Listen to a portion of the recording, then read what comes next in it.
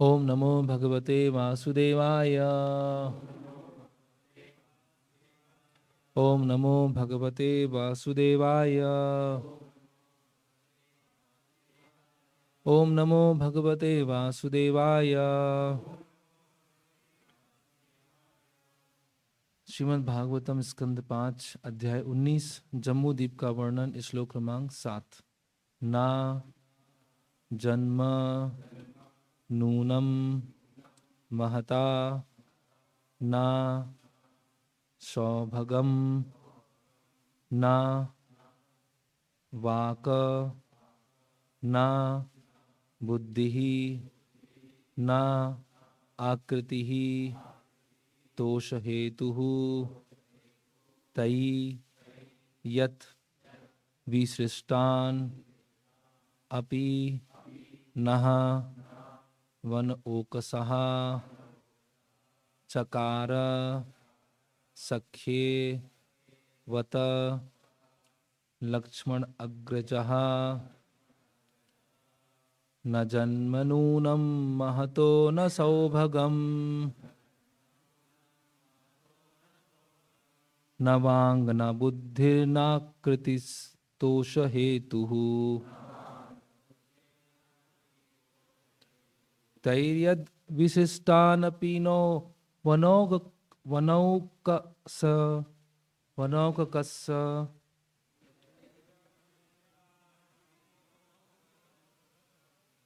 चकार सख्येवत लक्ष्मणाग्रजः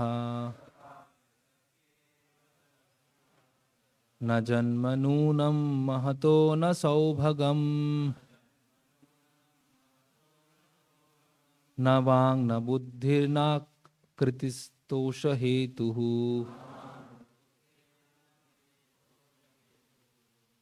तैर्यद् विशिष्टानपि नो वनौककस्य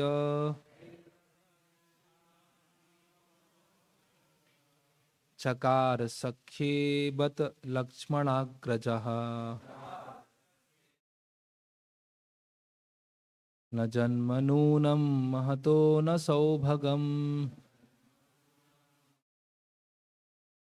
न वांग न बुद्धिर्नाकृतिस्तोष हेतुः तैर्यद् विशिष्टानपि नो वनौककस्य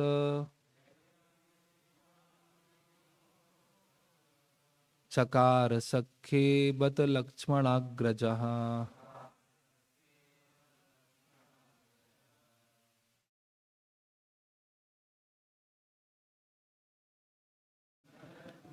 अनुवाद एवं तात्पर्य कृष्ण कृपा मूर्ति अभय चरणारविंद भक्ति वेदांत स्वामी शिल प्रभुपाद जी के द्वारा।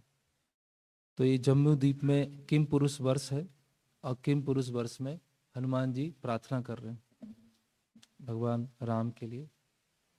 उच्च कुल में जन्म धारण करने, शारीरिक सौंदर्य, वाक चातुरीति, तीक्ष्ण बुद्धि या श्रेष्ठ जाति अथवा राष्ट्र जैसे भौतिक गुणों के कारण कोई चाह कर भी भगवान रामचंद्र से मैत्री स्थापित नहीं कर सकता। उनसे मित्रता स्थापित करने के लिए इन गुणों की आवश्यकता नहीं है।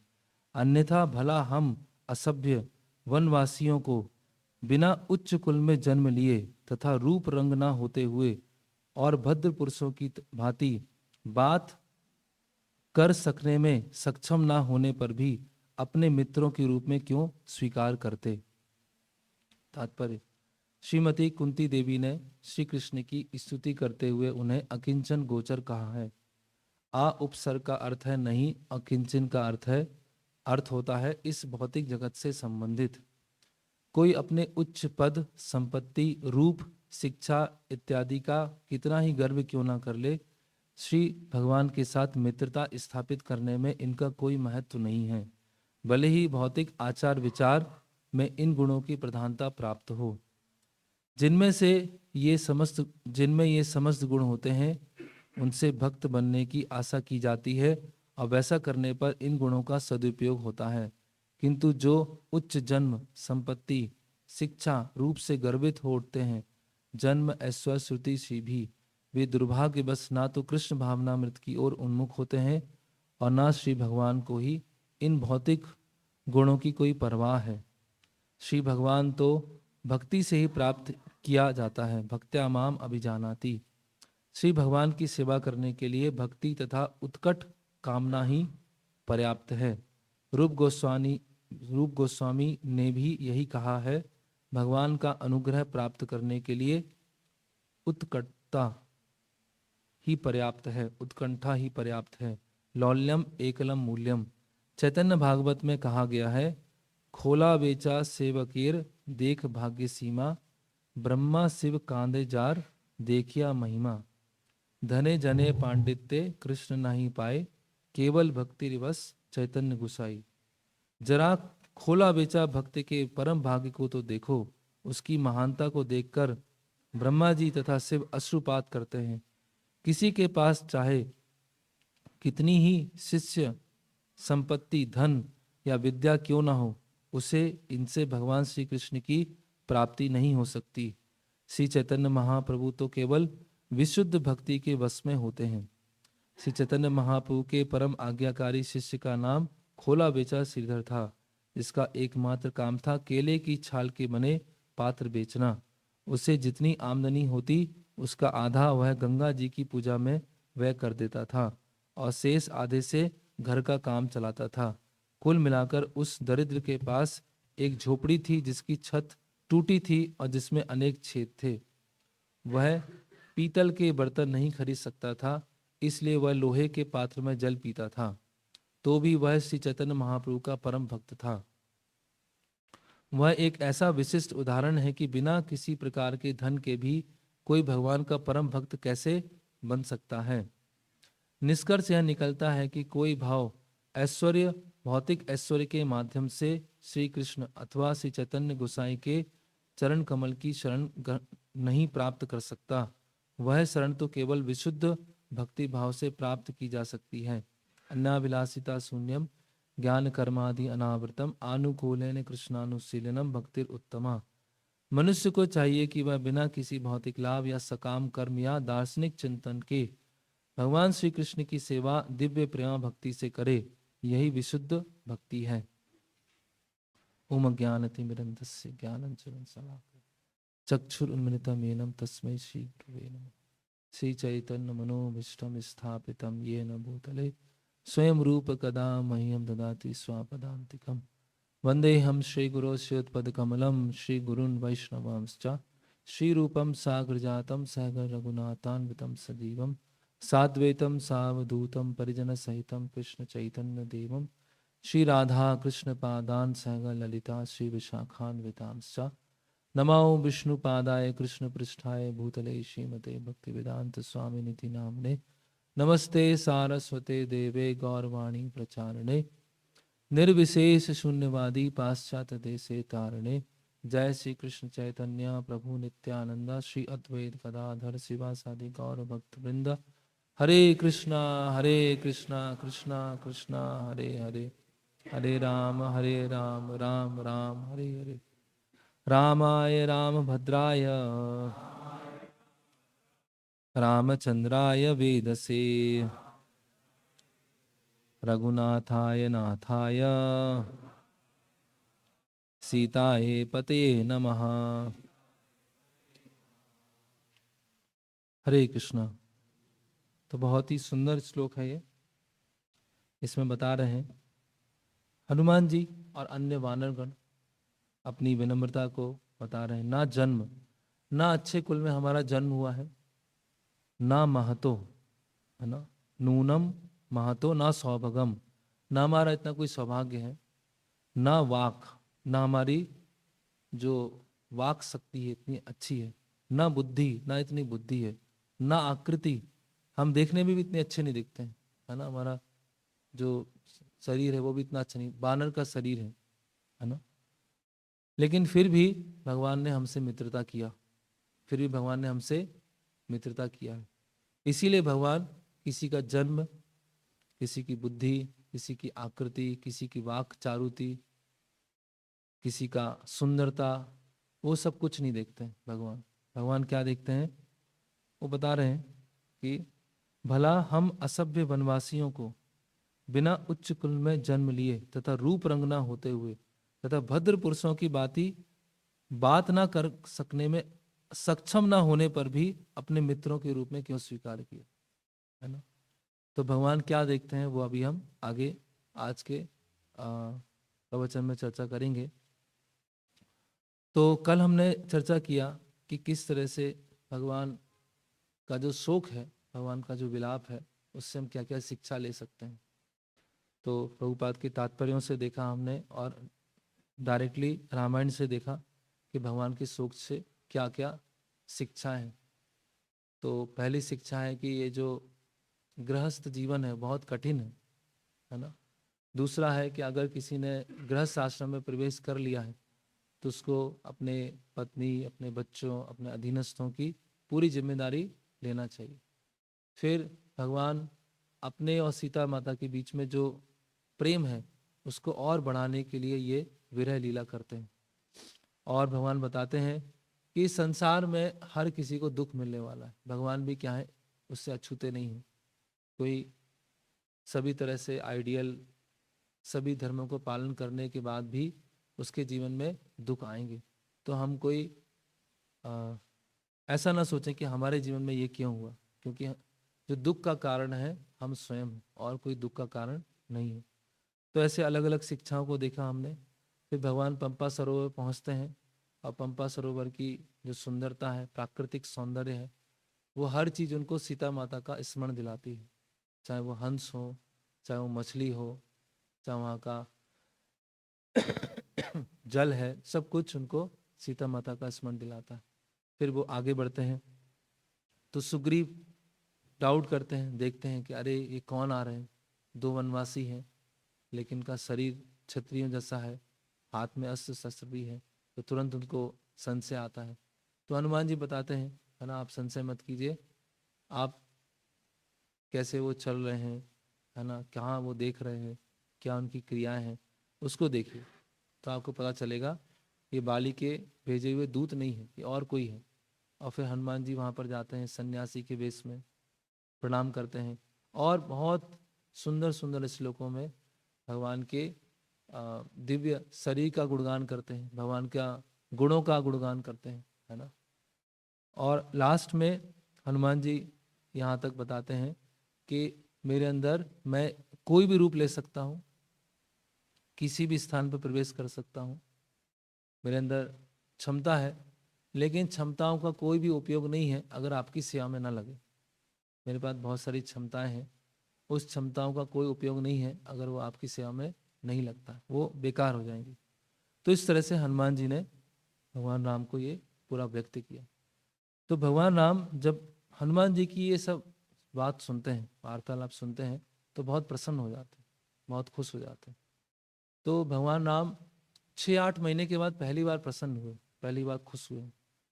6-8 महीने से तो वो पूरी तरह से दुखी हैं सीता माता के वियोग से, लेकिन क्योंकि हनुमान जी का जो चरित्र है, हनुमान जी ने जो श्लोक बोले हैं, हनुमान जी की जो उपस्थिति है वो उनको आनंद दे रही। हनुमान जी वहाँ उपस्थित हैं तो उस उपस्थिति से ही भगवान राम क्या हो रहे हैं, बहुत प्रसन्न हो रहे हैं। इसका मतलब हनुमान जी के यहाँ बहुत विशेष है। और हनुमान जी लक्ष्मण जी को बोलते हैं कि ये सुग्रीव के मंत्री हैं, सुग्रीव के दूत हैं, है ना, और इनकी जो वाणी है बहुत ही सुंदर है, जिस तरह से बात कर रहे हैं। और मुझे ऐसा प्रतीत होता है कि इनको ऋग्वेद, यजुर्वेद, सामवेद सबका ज्ञान है, सारे वेदों को जानते हैं, है ना, और सभी भाषाओं को जानते हैं। इनकी जो भाषा है, उनकी जो वाणी है, किसी भी तरह की उसमें त्रुटि नहीं है ना। जो वाणी है उसमें क्या है, सटीकता है, फर्मनेस है, और साथ साथ में निरंतर बोल रहे हैं और किसी भी तरह की त्रुटि नहीं है, और उसमें सौम्यता है, जेंटलनेस है। तो किसी की वाणी में इतने सारे गुण एक साथ होना कि बहुत फर्म, है ना, बहुत स्थिरता के साथ बोल रहे हैं, सौम्यता के साथ बोल रहे हैं, भाषा में शब्दों में कोई त्रुटि नहीं है ना, और आगे और मध्यम मध्यम पिच में बोल रहे हैं, और इनका व्यवहार ऐसा है, भगवान राम बोलते हैं लक्ष्मण जी से, अगर कोई शत्रु बहुत क्रोधित है, बहुत तेज क्रोधित है और अपने हाथ में तलवार लिया हुआ है और इनकी तरफ दौड़ रहा है, तो हनुमान जी को देखकर और उनकी वाणी सुनकर उसका क्रोध चला जाएगा, उसका भी क्रोध चला जाएगा। इनकी वाणी में इतना अधिक उनकी विशेषता है कि अगर वो थोड़ा कुछ बोलेंगे तो शत्रु भी जो तलवार लेके क्रोध से उनकी तरफ भाग रहा है वो शांत हो जाएगा, है ना। तो भगवान बोलते हैं कि अभी आप जाइए और उनसे बात कीजिए। इन्होंने प्रश्न पूछा है कि कौन है और किस कार्य से आए हैं, आपका परिचय दीजिए और किस कार्य से आए। तो लक्ष्मण जी हनुमान जी के पास जाते हैं और हनुमान जी से बोलते हैं कि हम सुग्रीव से मित्रता स्थापित करना चाहते हैं और यहाँ पर हमारा आने का, हम पंपा सरोवर पर जो सबरी हैं, कबंध हैं, उनके कहने से यहाँ तक आए हैं और सुग्रीव से मैत्री करके अपना अपना प्रयोजन को बताना चाहते हैं। और फिर हनुमान जी उस प्रश्न का उत्तर देते हैं, क्यों आए हैं इसका उत्तर दे दिया है, कौन है अभी उसका उत्तर देना बाकी है। तो लक्ष्मण जी गुरु की भूमिका में पूरी रामायण उनको छोटे रूप में सुनाते हैं, पूरी रामायण, है ना, छोटे रूप में सुनाते हैं। और तो जब दो भक्त आपस में मिलते हैं तो क्या चर्चा होती है, भगवान राम का गुणगान होता है। लक्ष्मण जी भी महान, है ना, भक्त हैं और हनुमान जी महान भक्त हैं। तो दो भक्त जब आपस में मिलते हैं तो क्या चर्चा करते हैं, राम नाम की चर्चा करते हैं, राम के गुणों की चर्चा करते हैं। और लक्ष्मण जी बताते हैं कि वो सुग्रीव से मित्रता करेंगे और सीता माता की खोज करने के लिए हम लोग आए हैं, तो आप हमें सुग्रीव के पास में ले चलिए। और जब इस तरह से लक्ष्मण जी बोलते हैं तो लक्ष्मण जी के नेत्रों में अश्रु आ जाते हैं और लक्ष्मण जी बोलते हैं कि विचार करते हैं, मन में सोचते हैं कि जो व्यक्ति पूरे संसार को आश्रय देते हैं, जो व्यक्ति सारे जीवों को आश्रय देते हैं, आज उनको दूसरे की आश्रय लेने की जरूरत पड़ रही। जो पूर्ण पुरुषोत्तम भगवान सभी जीवों को आश्रय देने वाले हैं, आज वो और किसी का आश्रय लेना चाहते हैं। तो ऐसी स्थिति को सोचकर लक्ष्मण जी के अश्रु आ जाते हैं। फिर हनुमान जी अपना मूल रूप में आ जाते हैं। अभी वो किस रूप में है, सन्यासी के रूप में, अभी वो वानर के रूप में आ जाते हैं। और वानर के रूप में आने के बाद अपना विशाल काय पूरा शरीर धारण कर लेते हैं और बोलते हैं भगवान राम और लक्ष्मण से, आप कंधे पे बैठ जाइए, अब मैं आपको ऋषिमुख पर्वत के पर ले जाऊंगा। तो राम और लक्ष्मण क्या होते हैं, हनुमान जी के कंधे पर बैठ जाते हैं और उनको फिर ऋषिमुख पर्वत के पास में ले जाते हैं। अभी ऋषिमुख पर्वत पर हनुमान जी पहुंचते हैं और राम और लक्ष्मण उनसे बोलते हैं कि आप यहाँ प्रतीक्षा कीजिए, मैं सुग्रीव से मिलके आता हूं।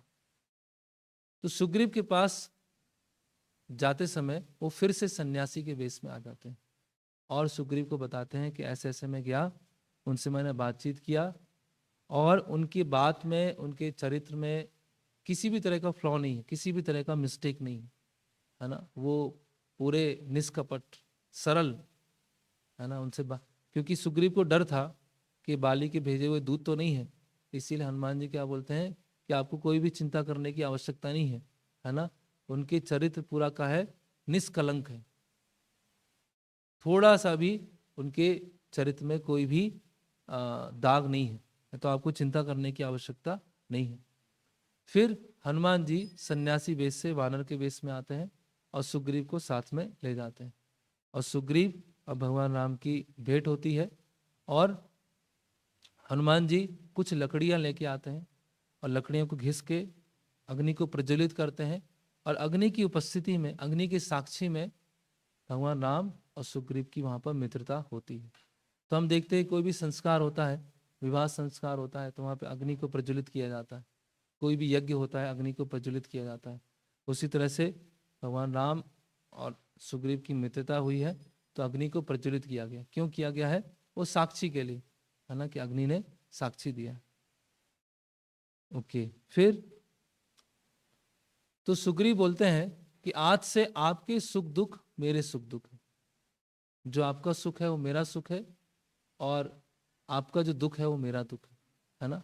तो एक धर्म के आधार पर मित्रता कैसी है कि एक मित्र दूसरे मित्र को धर्म पालन करने में सहायता करेगा और दूसरा मित्र पहले मित्र को धर्म पालन करने में सहायता करेगा।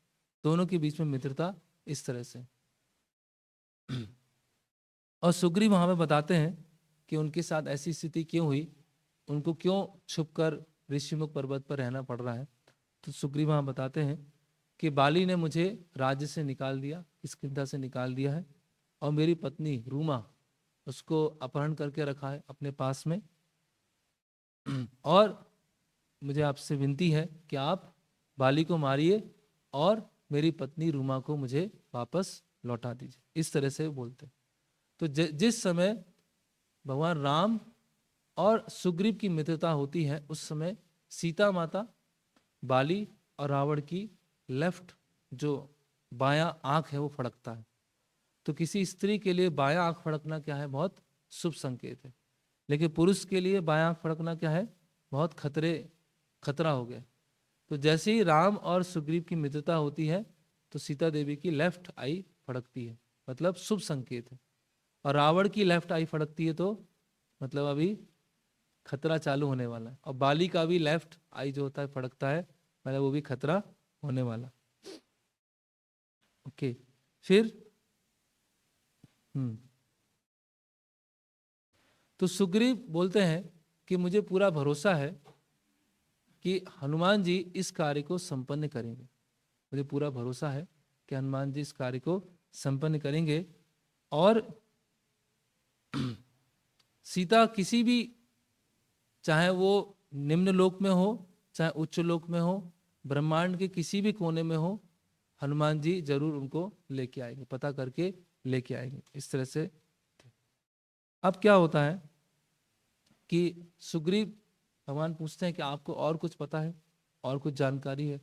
तो सुग्रीव बोलते हैं कि कुछ समय पहले है ना, आकाश मार्ग से, ऊपर के मार्ग से एक राक्षस रावणी है, एक स्त्री को ले जा रहा था। और वो स्त्री जो है पुकार रही थी, जोर जोर से बोल रही थी, हे राम हे लक्ष्मण, हे राम हे लक्ष्मण। और हम 5 बानर ये ऋषिमुख पर्वत पर खड़े हुए थे। तो उन्होंने क्या किया, अपने आभूषणों को उतारा और एक कपड़े साड़ी का थोड़ा भाग फाड़ के आभूषणों को उसमें रखा और हमारे तरफ फेंका। तो आप ये देखिए ये आभूषण कौन से हैं, ये किनके आभूषण है, ये क्या सीता देवी के आभूषण है, दूसरे आभूषण। तो भगवान बोलते हैं आप लेके आइए, शीघ्र लेके आइए वो आभूषण। तो सुग्रीव आभूषणों को मंगवाते हैं और भगवान राम को देखते हैं। तो भगवान राम क्या करते हैं, वो खोलते हैं, कपड़े खोलते हैं और आभूषण को देखते हैं। तो जैसे ही भगवान राम आभूषणों को देखते हैं उनके अश्रुपात करने लगते हैं, रोने लगते हैं, है ना। उनको तुरंत क्या होता है, सीता देवी का स्मरण आता है ना। और बार बार उन आभूषणों को अपने सिर पे लगाते हैं, वक्षस्थल पे लगाते हैं और सिर पे लगाते हैं, और बार बार वो उनको अश्रु आ रहा है। फिर लक्ष्मण जी को बोलते हैं कि आप पहचान सकते हैं ये आभूषण वही है या नहीं है। तो लक्ष्मण जी बोलते हैं, ना हम जानामि केयूरे ना हम जानामि कुंडले नुपुरे तू अभिजानामि नित्यम पाद अभिवंदनाथ। कि ना तो मैं कुंडल को जानता हूँ, है ना मैं जो गले में नेकलेस है उसको जानता हूँ, मैं कोई भी आभूषण को नहीं जानता हूँ, क्योंकि कभी मैंने उनके जो चेहरे हैं उसको दर्शन नहीं किया। हाँ, मैं चरण वंदना के लिए जाता था और चरण वंदना के समय मैंने उनकी पायलों को देखा, तो पायल मैं पहचान सकता हूँ और पायल के अलावा और बाकी कुछ नहीं पहचान सकता। तो इस तरह से लक्ष्मण जी का चरित्र है ना। तो वैदिक संस्कृति में तो ऐसा है ना, कि स्वयं की पत्नी के अलावा अन्यों पे दृष्टि भी नहीं होना चाहिए। तो लक्ष्मण जी तो कितना ऊंचा चरित्र बता रहे है ना। तो वो दृष्टिपात भी नहीं होना चाहिए, क्योंकि दृष्टिपात होगा तो बद्ध जीव होने के कारण हमारा दृष्टिपात में कहीं ना कहीं अशुद्धि होगी, कुछ ना कुछ भोग की कामना होगी। तो इसीलिए लक्ष्मण जी बता रहे हैं कि मुझे कुछ जानकारी नहीं है, मुझे कुछ पता नहीं है, बाकी आभूषणों के बारे में मुझे कुछ पता नहीं, केवल पायल उनके बारे में पता है।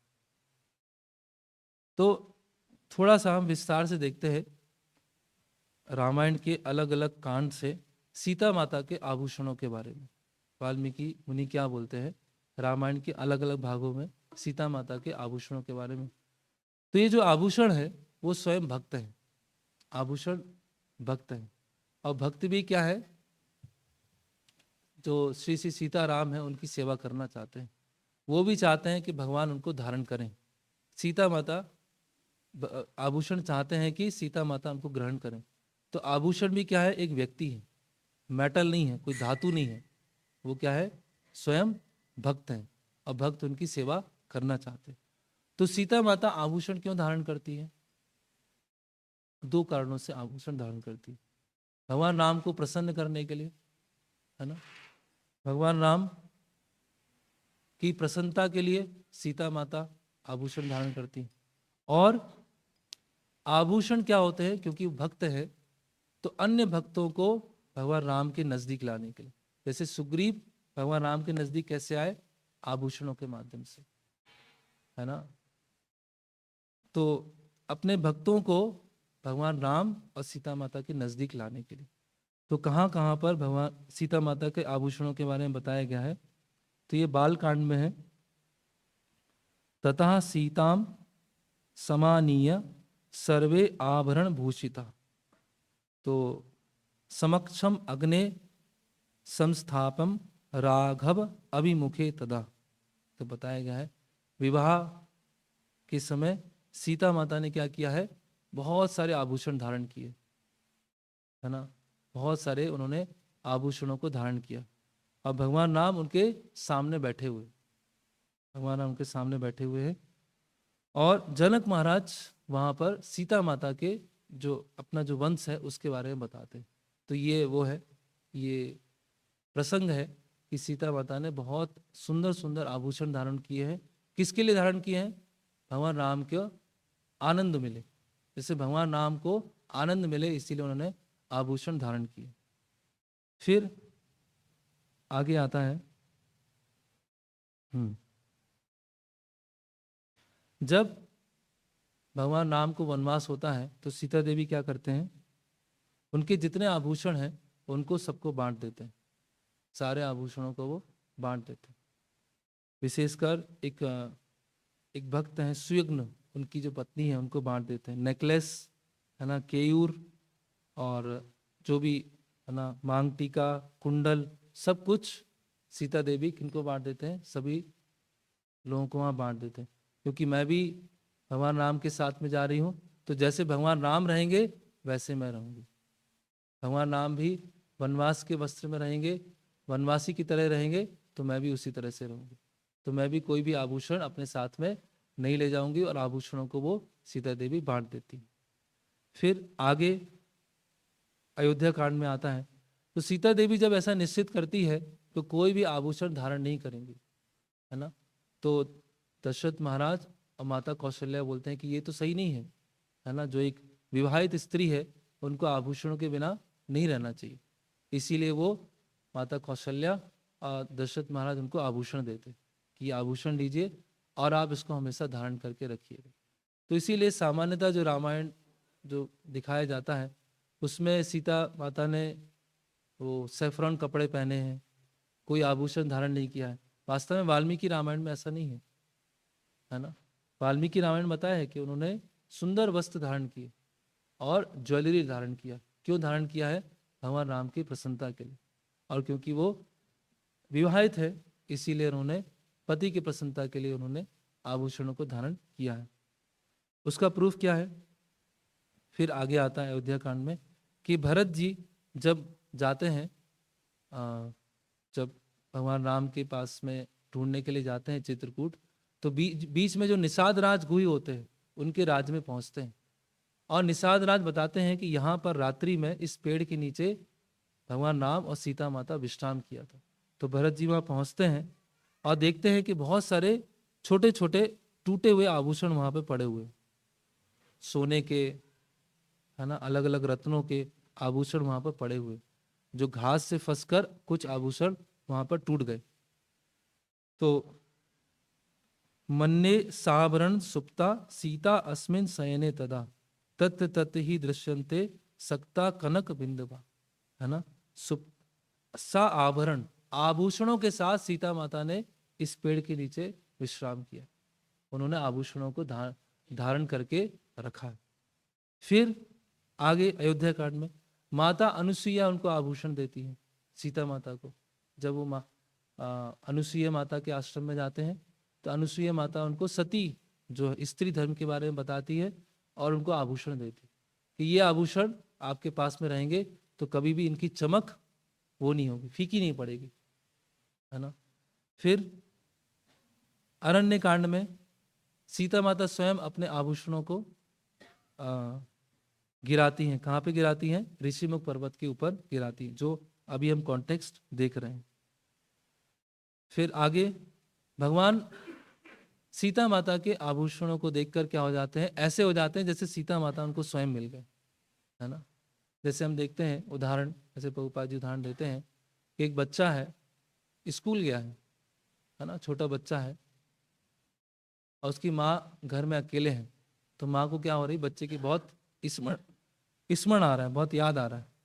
तो माँ क्या करेगी, जब बच्चे के कपड़े देखेगी या बच्चे के कुछ जूते देखेगी तो तुरंत उसके नेत्रों में क्या आ जाएंगे? आंसू आ जाएंगे।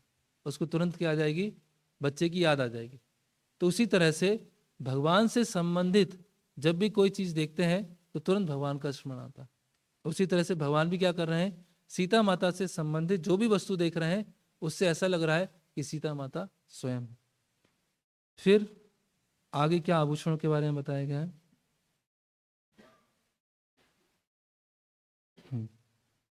जब हनुमान जी सीता माता को खोज करने के लिए जाते हैं तो भगवान अपने हाथ की अंगूठी देते हैं हनुमान जी को कि अंगूठी जो है ना, वो आप सीता माता को दीजिएगा।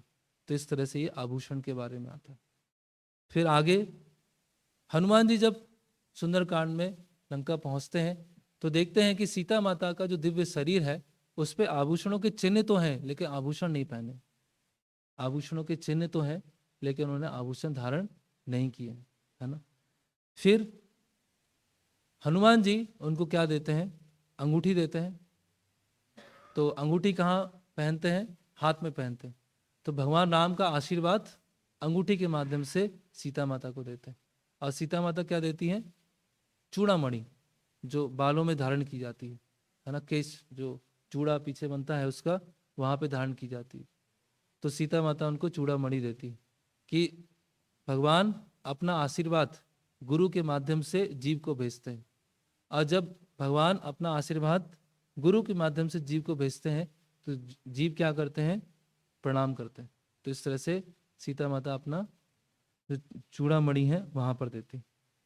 फिर आगे बताया गया है जब रावण का वध हो जाता है ना, तो हनुमान जी बोलते हैं कि सीता माता को अभी वापस लेके आते हैं। इतना बड़ा युद्ध हुआ, अभी सीता माता को वापस लेके आते हैं। तो भगवान बोलते हैं कि उनको अच्छे वस्त्र और अच्छे आभूषणों में आना चाहिए। तो विभीषण क्या है? आभूषणों का प्रबंध करते और आभूषण सीता देवी को पहुंचाते हैं। तो कहने का मतलब क्या है? फिर आगे क्या होता है? सीता देवी सुंदर वस्त्र और एकदम बहुत हैवी पूरा ज्वेलरी पहनकर जब आते हैं तो अग्नि परीक्षा होती है। और अग्नि परीक्षा में जब वो अग्नि के अंदर प्रवेश करते हैं और अग्नि से प्रवेश करने के बाद आभूषणों में कोई क्षति नहीं होती। आभूषणों के ऊपर पसीने की बूंद थी और अग्नि के अंदर से वो जाते हैं तो वैसे के वैसे आभूषण वैसे ही रहते, आभूषणों में कोई क्षति नहीं होती। और लास्ट में आता है कि सीता देवी अपना सबसे बहुमूल्य वो जो हार होती है वो हनुमान जी को देती है भेंट के रूप में। तो ये बहुत संक्षिप्त में है, इसको बहुत विस्तार से वर्णन किया जा सकता है कि कहाँ कहाँ पर सीता देवी के आभूषणों के बारे में वर्णन किया गया। तो ये कोई साधारण चीज नहीं है। जैसे विग्रह सेवा है तो विग्रह सेवा में भी भगवान श्रीमती राधा रानी बहुत सारे आभूषण धारण किए उन्होंने। तो वो एज गुड एज, जैसे कृष्ण है, जैसे राधा रानी है वैसे ही हो, उनमें कोई अंतर नहीं है। जैसे हमने कल चर्चा किया था कि जैसे हम भगवान उनके विग्रह का ध्यान रखते हैं, उसी तरह से हमें उनके आभूषणों का ध्यान रखना चाहिए। आभूषण स्वयं भक्त हैं, और ऐसे भक्त हैं जो अन्य भक्तों को श्री श्री श्री सीताराम उनके नजदीक लाने के लिए प्रयास करते हैं, वो ऐसे भक्त हैं। तो ये सीता माता के आभूषणों के बारे में वर्णन है। तो जब भगवान राम की ऐसी स्थिति होती है ना, कि आभूषणों को देखकर बहुत, है ना, एकदम, तो सुग्रीव बोलते हैं कि आप चिंता मत कीजिए, है ना, मैं किसी भी स्थान पे सीता देवी होंगी, कहीं पे भी रावण होगा, हम रावण को मारकर सीता देवी को अवश्य लेके आएंगे, है ना। और सुग्रीव बोलते हैं कि इतना दुख तो मुझे भी नहीं है ना, इतना दुख राज्य से निकालने के बाद या अपनी पत्नी से दूर होकर इतना दुख मुझे नहीं है जितना आपको है, तो आप चिंता मत कीजिए, सब ठीक हो जाएगा। तो भगवान भगवत्ता वाली लीला भी करते हैं और नर लीला भी करते हैं, दोनों साथ साथ में करते हैं। तो भगवान जब सुग्रीव के द्वारा आश्वासन को सुनते हैं तो भगवान क्या हो जाते हैं, बहुत प्रसन्न हो जाते हैं, है ना। तो इस तरह से जब कोई भगवान की सेवा करने के लिए तत्पर होता है और तैयार होता है, तो भगवान क्या होते हैं, वो रेसिप्रोकेट करते हैं, है ना। और और सुग्रीव बोलते हैं कि अभी हमें पता नहीं है कि रावण कहाँ पर है, हमें पता नहीं सीता देवी कहाँ पर है, लेकिन कैसी भी स्थिति में हो हम ये कार्य करेंगे, हम ये सेवा करेंगे, कोई भी स्थिति हो। तो इस भावना से भगवान राम क्या हो जाते हैं, बहुत प्रसन्न हो जाते हैं। एक भक्त को क्या होना चाहिए, किसी भी कार्य के लिए हमेशा तत्पर रहना चाहिए, कोई भी कार्य हो जाए। अगर उस कार्य के बारे में उसको इतना पता भी नहीं है, उसको जानकारी भी नहीं है, लेकिन जो बता दिया अब उसके लिए रेडी, उसके लिए तैयार, कैसी भी स्थिति हो जाए। तो यहाँ भगवान सुग्रीव का भाव देख रहे हैं कि उसको उस कार्य को करने के लिए वो तैयार हैं, हालांकि उस कार्य के बारे में अभी कुछ जानते नहीं है, उसके डिटेल के बारे में भी कुछ जानते नहीं है, आगे क्या होगा उसके बारे में कुछ जानते नहीं है, लेकिन फिर भी क्या है, वो उसके लिए तैयार है। तो इसको देखकर भगवान राम क्या हो जाते हैं, बहुत प्रसन्न हो जाते हैं, है ना। और अब आगे होता है कि सुग्रीव भगवान राम से बोलते हैं कि मैं आप अपनी स्थिति के बारे में आपको बताना चाहता हूँ कि मेरे साथ ऐसा हुआ क्यों, है ना, और आप बाली को मारिए और मेरी पत्नी को वापस लेके आइए, रिक्वेस्ट करते हैं। तो सुग्रीव सारा बताते हैं कि, और सुग्रीव ये भी बता रहे हैं कि जो बाली है उसने मुझे किष्किंधा से निकाल दिया और हनुमान जी और उनके साथ में मैं रह रहा हूँ, है ना। और भगवान राम बोलते हैं कि बाली ने इस तरह से व्यवहार क्यों किया, उसके बारे में आप बताइए। तो सुग्रीव की सबसे बड़ी जो विशेषता थी जिसके कारण भगवान राम ने सुग्रीव से मैत्री किया, वो सबसे बड़ी विशेषता क्या है, क्योंकि वो हनुमान जी के साथ में, ऐसे एक बोलते ना, man is known by his company, कि लोग, कोई व्यक्ति किसके साथ रहता है उससे पता चलता है कि वो व्यक्ति कैसा है ना, उसके आसपास वाले कैसे हैं उससे पता चलेगा वो कैसे। तो उसी तरह से सुग्रीव को फेवर करने का भगवान का जो सबसे प्रमुख कारण ये था कि हनुमान जी साथ में। तो इसी तरह से हो सकता है हमारे अंदर इतनी क्वालिटी नहीं हो, इतनी बुद्धि नहीं हो, लेकिन अगर हम शुद्ध भक्त के साथ में हैं, श्रील प्रभुपाद जी के साथ में हैं, या श्रील प्रभुपाद जी के जो अनुयायी हैं, निष्ठावान अनुयायी हैं, उनके साथ में हैं, तो हमारी कितनी भी डिसक्वालिफिकेशन हो फिर भी भगवान हमसे सेवा लेंगे। बाली जो है सुग्रीव से कई गुना बलशाली है। बाली में जो गदा वो जानता है उस सुग्रीव से अधिक अच्छा जानता है। और बाली बाली कैसा है, बाली ने क्या किया था, रावण को अपनी काख में दबाकर त्रिसंध्या वंदन करने जाता था, अलग अलग समुद्र में जाता था, चारों दिशाओं में, इतना स्ट्रांग था बाली, है ना। तो रावण भी जब हनुमान जी रावण के दरबार में बोलते हैं कि बाली को भी मार दिया है, तो रावण थोड़े समय के लिए डर जाता है कि बाली को ही मार दिया। और कितना समय किया था बाली ने, ये 6 महीने तक किया था।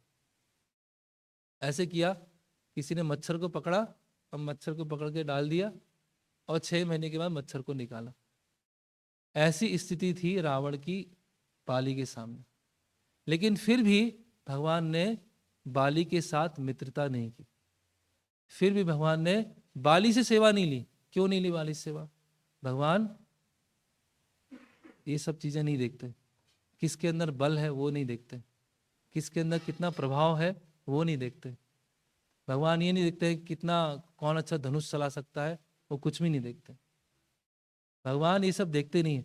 भगवान देखते हैं कौन धर्म के साथ खड़ा हुआ है, उसको उपयोग करेंगे भगवान, है ना। किसके पास बहुत धन है नहीं देखेंगे भगवान, किसके साथ कितनी शक्ति है कुछ नहीं देखेंगे भगवान। भगवान देखेंगे इस सुग्रीव का मित्रता किनसे है, हनुमान जी से, बस बात खत्म। ब्लाइंड फेथ भगवान क्या कर लेंगे, ब्लाइंड फेथ कर लेंगे। किस पे ब्लाइंड फेथ कर लेंगे?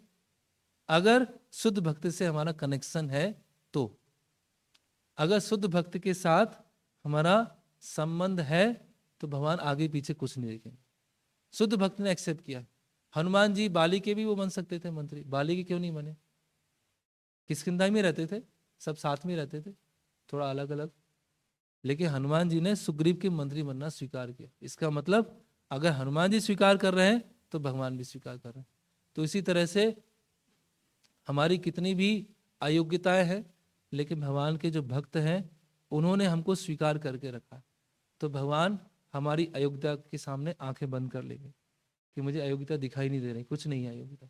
सबसे बड़ी योग्यता क्या है कि मेरे भक्त के साथ में, बस ये सबसे बड़ी योग्यता। तो इसीलिए भगवान ने बाली के साथ मित्रता नहीं की। इसीलिए हमें अपने क्षमताओं पर, हमें अपनी स्किल्स पर, अपने धन पर, अपने बल पर, अपने प्रभाव पर कुछ भी गर्व करने की आवश्यकता नहीं है। कोई भी गर्व करने की आवश्यकता नहीं, क्योंकि भगवान उसको यूज करेंगे नहीं। हमारे बल को यूज नहीं करेंगे, हमारे धन को उपयोग नहीं करेंगे। क्या उपयोग करेंगे? हमें कब उपयोग करेंगे? जब हमारा संबंध शुद्ध भक्त के साथ में होगा, तब करेंगे, है ना। तो बाली, अब सुग्रीव बताते हैं कि ऐसा कैसे हुआ, ये क्या क्या हुआ है ना। तो सुग्रीव बोलते हैं कि बाली और मायावी नामक एक राक्षस है, उनके बीच में वो हुआ, शत्रुता हो गई। किसके कारण? एक स्त्री को लेकर शत्रुता हो गई। तो एक बार, ये मायावी कौन है? ये मायावी जो है मंदोदरी का भाई है ना, और मय दानव का पुत्र है ना। पूरा पूरा परिवार ही अच्छे अच्छे असुर सारे असुर भरे हुए हैं उस परिवार में। लेकिन कुछ लोगों ने सेवा भी की है, मैदान में सेवा भी की है, इंद्रप्रस्थ बनाया है। तो मायावी क्या होता है, किष्किंधा के गेट पर जाता है और बाली को चैलेंज करता है कि तुम्हारे अंदर हिम्मत हो तो मुझसे लड़ो, तुम्हारे अंदर ताकत हो तो मुझसे लड़के दिखाओ। तो बाली अपनी पत्नी के साथ में होते, तारा के साथ में होते। और बाली जब ये चैलेंज सुनता है ना, कि ये ऐसे मुझे कोई चैलेंज कर रहा है, तो बाली के अंदर क्या है, बहुत गर्व बहुत है, बहुत ज्यादा अहंकार है उसके अंदर। ये कोई कोई मुझे कैसे चैलेंज कर सकता है? अगर किसी ने मुझे चैलेंज कर दिया तो उसका क्या हो जाएगा, वो पाउडर बन जाएगा, उसका खत्म हो जाएगा, वो बचेगा नहीं। वो इतना गर्व है उसके अंदर, अपनी शक्ति को लेकर बहुत गर्व है। तो तारा रोकती है कि वो ऐसे ही बोल रहा है, उसको बोलने दो। तारा क्या है, बहुत बुद्धिमान। अभी किष्किंधा कांड में आएगा कि अलग अलग सतियों के बारे में बताएगा, सती स्त्रियों के बारे में, तो उनमें से एक तारा के बारे में बताए। तो तारा जो है बहुत बुद्धिमान, उनको पता है कि राम कौन है, हनुमान जी कौन है, और वो अपनी पत्नी को, अपने पति को, बाली को बार बार सलाह देती है। लेकिन बाली क्या है, उसके अंदर गर्व बहुत है ना। तो उसके कारण बाली किसी की बात सुन नहीं पाता। ये एक समस्या है, जब किसी के अंदर गर्व होता है तो उसको सलाह दी जाती है तो सुनता ही नहीं है वो। क्यों नहीं सुनता? उसको लगता है मैं सही हूँ। तो बाली अब चला जाता है मायावी से लड़ने के लिए, और फिर बाली के पीछे पीछे सुग्रीव भी जाते हैं। अब दोनों भाई होते हैं मायावी के पीछे। तो मायावी जो राक्षस होता है एक गुफा के अंदर चला जाता है, और बाली बोलता है, बाली भी गुफा के अंदर चला जाता है। थोड़ा आगे आ जाइए सभी लोग, थोड़ा थोड़ा आगे आ जाइए, पीछे जगह नहीं है और आगे जगह है मौत।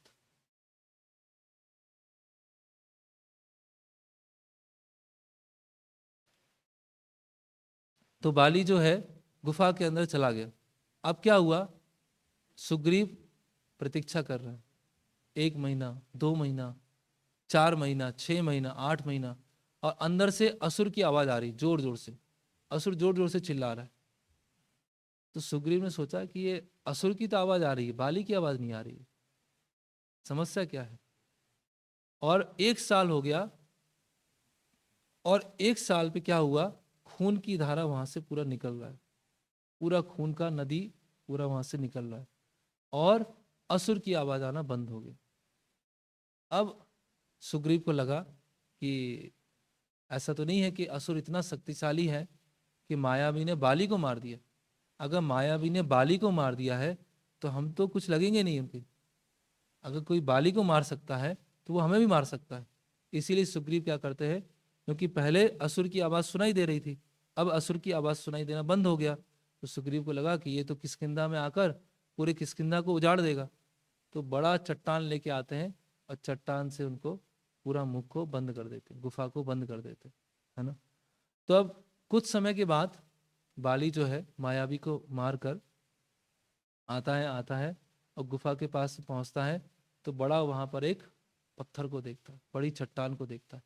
अब सुग्रीव ने क्या किया, सुग्रीव ने एक मन से एक वो किया, अनुमान लगाया। क्या अनुमान लगाया, ऐसा हो सकता है कि बाली मर गया है, अगर बाली मर गया है तो हम लोग भी उसके सामने टिकेंगे नहीं, इसीलिए चट्टान वहां पर लगा देते।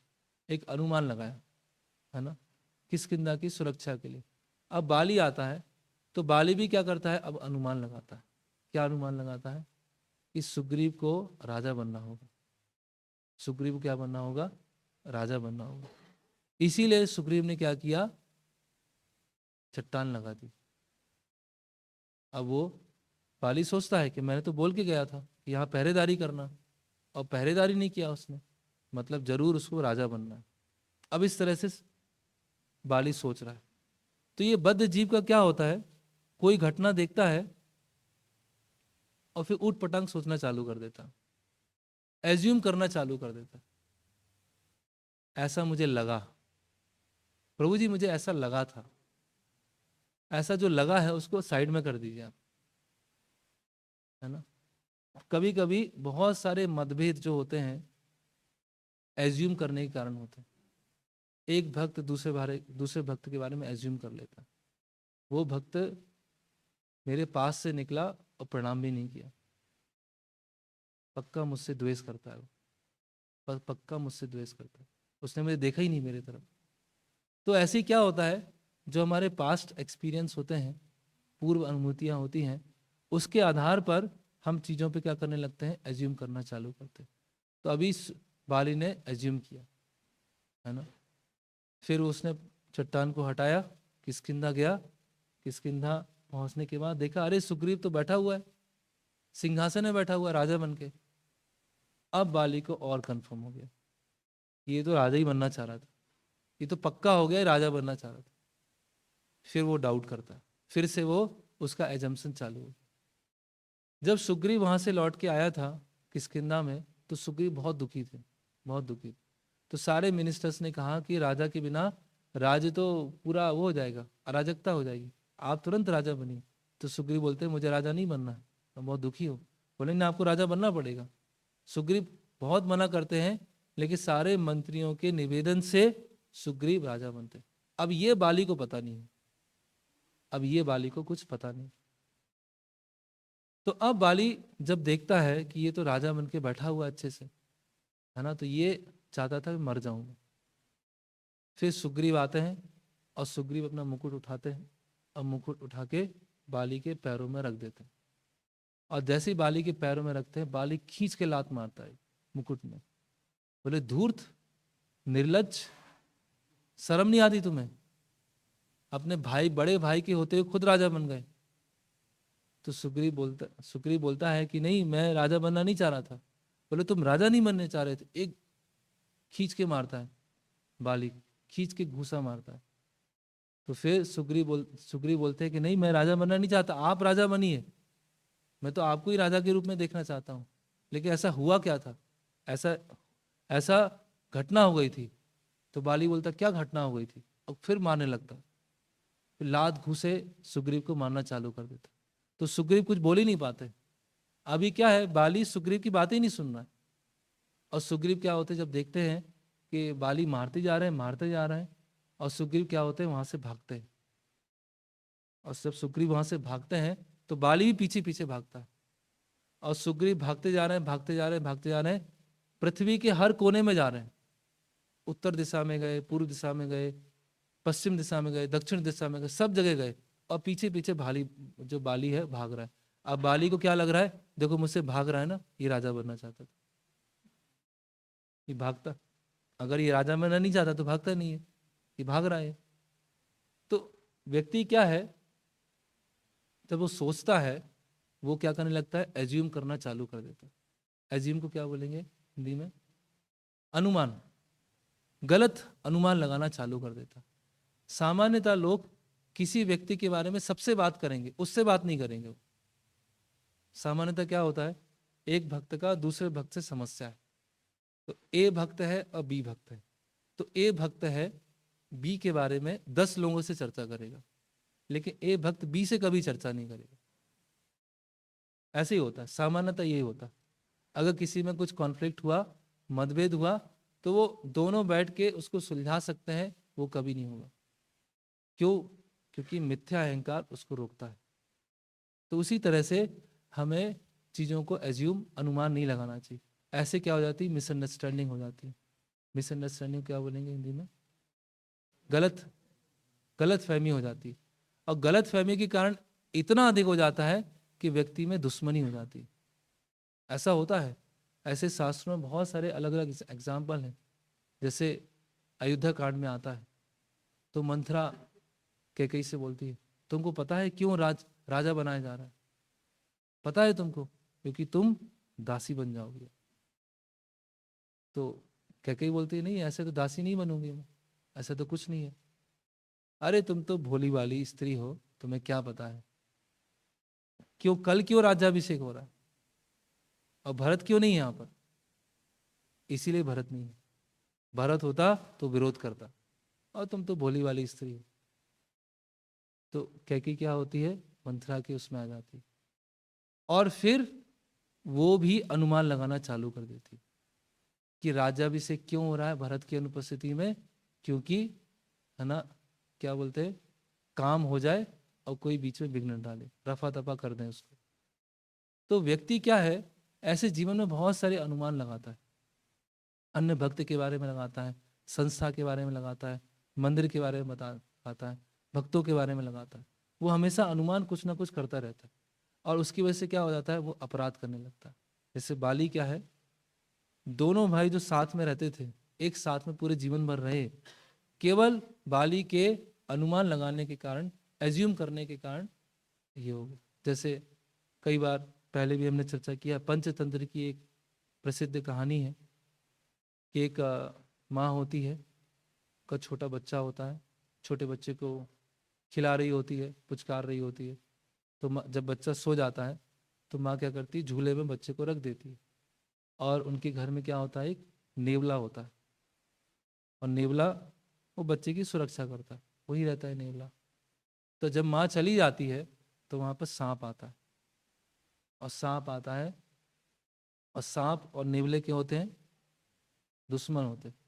तो नेवला और सांप का क्या होता है, लड़ाई होती है, और नेवला क्या करता है, सांप को मार देता है, और सांप मरा हुआ है, और नेवले के मुख में पूरा खून लगा हुआ है। अब माँ आती है तो देखती है सांप मरा हुआ है, तो डर जाती है एकदम, और फिर नेवले को देखती है, हाँ, नेवले को देखती है, तो नेवले को देखती है तो पूरा खून लगा हुआ है। तो माँ सोचती है कि ये इसने बच्चे को क्षति पहुंचाई, बच्चे को कहीं मार तो नहीं दिया है। तो माँ होती है, एक छड़ी लेके आती है, और नेवले को मारती जाती है, मारती जाती है, मारती जाती है, मारती जाती है, और नेवला मर जाता है। और फिर वो अपने बच्चे के पास में जाती है और देखती है बच्चा तो आराम से सो रहा है और पास में सांप मरा हुआ है। तो वो सोचती है कि नेवले ने तो मेरे बच्चे की सुरक्षा किया था सांप से, और मैंने नेवले को मार दिया। तो कहने का मतलब क्या है, जब कोई स्थिति को देखें तुरंत कंक्लूजन पे नहीं आ जाए।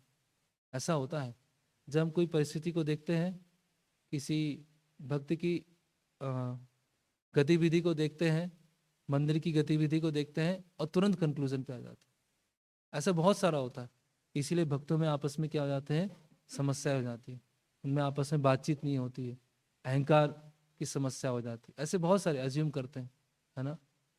कोई भक्त कुछ समय के बाद मंदिर आए, 2-3 महीने के बाद मंदिर आए, तो कोई दूसरा भक्त है वो उपहास करके बोले, आ गए ये, माया में पड़े हुए थे 2-3 महीने से, माया में थे, अब आए हैं मंदिर, है ना। अब हो सकता है उनके भक्त के घर में कुछ समस्या चल रही हो, किसी का एक्सीडेंट हो गया हो, कुछ समस्या, इसीलिए वो मंदिर नहीं आ पाए। हम क्या सोचते हैं, उसको देखते हैं तुरंत निर्णय। हम जज जो है बहुत जल्दी बनते हैं, है ना। जज जो होते हैं हम तुरंत बनते हैं, है ना। जज क्या करता है, तुरंत निर्णय लेता है, तुरंत निर्णय नहीं लेता। जज ये पक्ष भी देखता है, ये पक्ष भी देखता है, ये भी सुनता है, ये भी सुनता है, और दोनों के सुनने के बाद फिर निर्णय लेता है। हम क्या कैसे जज बनते हैं, एक तरफ देखते हैं और उसको मान जाते हैं। तो ऐसे भक्तों के, इसीलिए हमें कभी भी अपने मन में अनुमान नहीं लगाना चाहिए। मुझे ऐसा लगा, मुझे ऐसा लगता है ना। हो सकता है प्रभु जी ऐसा सोच रहे हो सकता है ये प्रभु जी ऐसा सोच रहे हो। भाई सोच रहे नहीं सोच रहे कैसे पता चलेगा। ये सब सोचने से मतलब क्या है कि वो ऐसे सोच रहे हैं, ये ऐसे कर रहे हैं, इन्होंने मेरे साथ ऐसा किया है, हो सकता है मेरे से उनका ऐसा ही हो। सब कुछ बात कर लेंगे लेकिन वहां जाके बात नहीं करेंगे, तो ये ऐसे आपस में क्या हो जाती है, समस्या हो जाती। तो बाली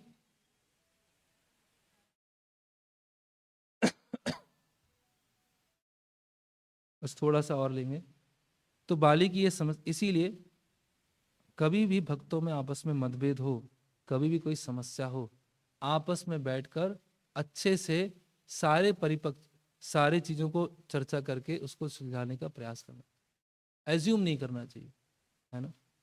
जैसे वो ऐसे बहुत सारे उदाहरण हैं, यात्राओं में होते हैं, मंदिरों में होते हैं, है ना। ऐसे इतने इतने सारे उदाहरण हैं। जैसे सबसे अधिक समस्या कहाँ होती है, प्रसाद के समय। प्रसाद लेते समय सबसे अधिक समस्या वहीं होती है, पूरे मंदिर में सबसे अधिक समस्या वहाँ होती है।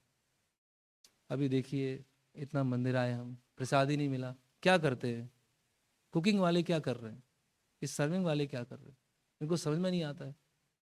तो हम क्या सोच रहे हैं, हमें प्रसाद नहीं मिला तो कुकिंग वाले भी सब, सर्विंग वाले बस, और मैनेजमेंट भी बस, तीनों को हमने क्या कर दिया, सूली पे चढ़ा दिया। मैनेजमेंट को भी सूली पे चढ़ा दिया, सर्विंग वालों को भी सूली पे चढ़ा दिया, और कुकिंग वालों को भी सूली पे चढ़ा दिया। क्यों? क्योंकि हमें प्रसाद नहीं मिला। हमने जानने का प्रयास नहीं किया एक्चुअल में हुआ क्या है, अंदर की बात है क्या, है ना। क्योंकि हम सुपरफिशियल लेवल पे ही रहना चाहते हैं। इसीलिए कभी कभी कुछ लोग बहुत लूज कमेंट करते रहते हैं, देखो मंदिर में तो ऐसा होता रहता है, अरे भक्तों के समाज में बहुत अंदर जाएंगे तो समस्या हो जाएगी, इसे दूरी रहा करो। दूर रहेंगे तो शांति से भक्ति करेंगे, अंदर जाएंगे तो अशांति हो जाएगी। शास्त्रों में बोला है साधु संग सर्व शास्त्र का। और हम क्या है, इतना नजदीक का साधु संग लेना नहीं चाहते। क्यों? क्योंकि बहुत समस्या हो जाएगी। समस्या साधु संग में नहीं है, समस्या यहाँ पर है, दिमाग में है। सबसे बड़ी समस्या क्या है, इधर है। उस समस्या को हम देख नहीं पाते हैं और बाकी सब में समस्या देखते रहते हैं। तो क्यों है ऐसा? क्योंकि हमें बहुत गर्व है। बाली क्या है, बाली किसका प्रतीक है, बहुत गर्व, अपनी क्षमताओं का बहुत गर्व होना। तो जिस व्यक्ति को गर्व होता है वो किसी की सुनता नहीं, उसमें क्या होता है, ह्यूमिलिटी नहीं होती, उसमें सबमिसिव भावना नहीं होती कि भाई मुझे किसी की सुनना है ना। अभी पूरे इंसिडेंट में यहाँ पर वो बाली सुनना ही नहीं चाह रहे। और जब लास्ट में सुग्रीव ऋषिमुख पर्वत पर चले गए, क्योंकि वहां पे श्राप था, मतंग मुनि का श्राप था। तो बाली को लगा ठीक है ये डरपोक है, यहाँ छुप रहा है, छुप गया है, फिर भी सुनना नहीं चाह रहा वो, इतना गर्व है ना। तो सुग्रीव बोलते हैं कि कृपया करके आप बाली को मारिए, बाली ने ऐसी स्थिति में मेरे साथ की है ना, मैं इतने वर्षों से बहुत डर डर के है ना यहाँ पर ऋषिमुख पर्वत पर रह रहा हूँ। अब यहाँ पर एक प्रश्न उठाया जाता है, वाल्मीकि मुनि प्रश्न उठा रहे हैं कि भगवान राम ने सुग्रीव का ही पक्ष सुना है, बाली का पक्ष नहीं सुना, लेकिन सुग्रीव के पक्ष से उन्होंने मान लिया कि सुग्रीव बिल्कुल सही बोल रहे। ऐसा क्यों है? भगवान तो दोनों पक्ष सुनते हैं, हर चीज देखते हैं भगवान, लेकिन सुग्रीव के पक्ष से सुन के ही क्यों संतुष्ट हो गए? तो उसका ऑलरेडी उत्तर आ चुका है। क्यों आ गए हैं? क्योंकि हनुमान जी उनके साथ में। तो अगर शुद्ध भक्त साथ में हैं और शुद्ध भक्त के साथ में अगर, तो भगवान सब चीजों को सुनेंगे। क्यों? क्योंकि भगवान को भरोसा है कि हनुमान जी के साथ में, हनुमान जी के ऊपर उनको पूरी निष्ठा है। तो यहाँ बता रहे हैं कि भगवान राम जो है पूर्ण पुरुषोत्तम भगवान है और सब कुछ जानते हैं। और दूसरा ये है कि भगवान व्यक्तिगत रूप से भी देख रहे हैं कि सुग्रीव की क्या स्थिति है, कितने कमजोर, वो पूरा डरे हुए और छुपकर अपने 4 मंत्रियों के साथ में रह रहे हैं। और तीसरा प्रूफ क्या है कि सुग्रीव ने हनुमान जी को कैसे संबोधित किया है? धर्मात्मा, धर्मात्मा कह के संबोधित किया है। तो इससे भगवान राम क्या है? बहुत प्रसन्न है ना। और कबंध ने भी और सबरी ने भी ये नहीं बोला था कि बाली से जाके मित्रता करना, कबंध ने और सबरी ने क्या बोला था? सुग्रीव से जाके मित्रता करना। तो भगवान एक कमजोर से मित्रता कर रहे हैं। सोचिए, इस संसार में क्या होता है, व्यक्ति जो स्ट्रांग होता है सोसाइटी में, उससे फ्रेंडशिप करना चाहता होता है ना। लोग अपने कांटेक्ट बनाते हैं, अलग अलग कांटेक्ट बनाते हैं ना, इससे ही मेरा कांटेक्ट हो, थोड़ा मिनिस्टर से भी कांटेक्ट हो, मेरा मिनिस्टर के पीए से भी कांटेक्ट हो, है ना, और इनसे भी कांटेक्ट है, सब जगह पूरे शहर में मेरा सबसे कांटेक्ट, सबसे बना के रखता। भगवान ने बाली से कांटेक्ट नहीं बनाया, भगवान ने जो वीक है उससे, उसके साथ संपर्क बनाया। क्योंकि भगवान स्ट्रांग वीक नहीं देखते, भगवान धर्म और अधर्म देखते। कौन धर्म की साइड है उसके साइड में हूँ, और कौन अधर्म की साइड है उसके साइड में नहीं हूँ। तो भगवान कांटेक्ट नहीं बनाते हैं लोगों से, है ना, कि वो बाल, क्योंकि भगवान को पता है कि इससे कुछ नहीं होगा। भगवान तो अपने, भगवान बताते भी हैं युद्ध कांड में कि हाथ की छोटी उंगली के नाखून से वो सबको मार सकते, हाथ के छोटी उंगली के नाखून से वो सबको मार देंगे। तो भगवान को हम देखते हैं, महाभारत में भी देखते हैं, जो कृष्ण है वो किनके पक्ष में? कौरवों के पक्ष में नहीं है। कौरवों में 11 अक्षौणी सेना है और पांडवों की 7 अक्षौणी सेना है। और कौरवों के साथ में कौन है? भीष्म पितामह है, कर्ण है, शाल्य है, द्रोणाचार्य है, कृपाचार्य है, अश्वत्थामा है। इतने बड़े बड़े योद्धा हैं। भगवान फिर भी उनके साइड में नहीं है। भगवान किसकी साइड में है? इधर। तो इसीलिए हम कितने भी वीक हो, कितने भी कमजोर हैं, अगर लेकिन धर्म के पक्ष में हैं, धर्म के अनुसार आचरण कर रहे हैं, अगर हम कितने भी वीक हैं, कितने भी कमजोर हैं, लेकिन धर्म के पक्ष में हैं, कोई भी डरने की जरूरत नहीं, कोई भी भय की जरूरत नहीं, क्योंकि हम बिल्कुल सही जगह। धर्मो रक्षति रक्षता, जो धर्म की रक्षा करते हैं, धर्म उसकी रक्षा करते हैं। और हम इस संसार में कांटेक्ट बनाने में निकले और धर्म को छोड़ दिया, अधर्म की साइड में आ गए, अधर्मी है और कांटेक्ट बहुत सारे हैं, उससे कुछ नहीं होने वाला, कोई कुछ भी काम नहीं आने वाला। इसीलिए रामायण में इसीलिए बार बार बताया गया है, हमेशा धर्म के साइड में होना चाहिए। कैसी भी स्थिति हो, बाहरी दृष्टिकोण से लाचार भी हो गए हों, लाचार वाले, सुग्रीव क्या है? लाचारी तो है, कमजोर है, लाचार है, लेकिन भगवान उनके साथ मित्रता कर रहे हैं। क्यों है? क्योंकि वो हनुमान जी के साथ में है और धर्म के पक्ष में। तो ये किष्किंधा कांड की क्या है? बहुत महत्वपूर्ण शिक्षा है, बहुत ही महत्वपूर्ण शिक्षा है, जो आज के श्लोक में भी आई है कि भगवान कुल नहीं देखते हैं, भगवान शारीरिक सौंदर्य नहीं देखते हैं, किसके अंदर बोलने की शक्ति है वो नहीं देखते हैं, भगवान तीक्ष्ण बुद्धि नहीं देखते हैं, भगवान जाति नहीं देखते हैं, भगवान राष्ट्र नहीं देखते, कुछ नहीं देखते भगवान। भगवान देखते हैं ये धर्म के साइड में है या नहीं, ये धार्मिक नियमों को पालन कर रहा है कि नहीं कर, उसके साथ ही मैं मित्रता करूंगा। और किसी से मुझे मित्रता नहीं करनी है। और लास्ट में बताते हैं यहाँ पर कि सीता माता ने अपने आभूषणों को कहाँ फेंका? सुग्रीव के बीच में फेंका। यहाँ for the sake of argument लिखा हुआ है कि बाली के वहां भी फेंक सकती थी सीता माता, वहां भी फेंक सकते थे, लेकिन वहां नहीं फेंका उन्होंने, है ना। जिसको सीता माता ने एक्सेप्ट किया है, जिनके साथ में हनुमान जी हैं, उन्हीं से भगवान मित्रता करेंगे, किसी से मित्रता नहीं करेंगे।